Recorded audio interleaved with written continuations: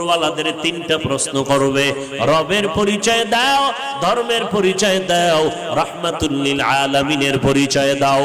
এই তিনটা প্রশ্নের জবাব যারা দিতে পারবে, মদিনার নবী বলেন তাদের কবর হবে রওজাতুম মির রিয়াজিল জান্নাহ।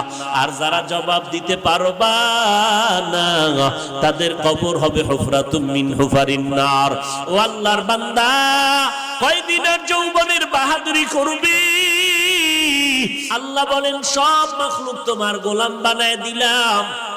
আসমানটাও তোমার গোলাম, সূর্য তোমার গোলাম, জমিন তোমার গোলাম, বাতাস তোমার গোলাম। কেমন গোলাম দেখছো নি? সূর্যের তাপ তোমরা ব্যবহার করো, নিতেছো, গ্রহণ করো, কোনো বিল নেই। আমি আল্লাহ পানি দিলাম ফ্রি, কোনো বিল নিলাম না। আমি আল্লাহ বাতাসটাও ফ্রি করে দিলাম, কোনো বিল চাইলাম না রে গোলাম। মাটির সৃষ্টির মানুষগুলো তোর সম্মান দিলাম,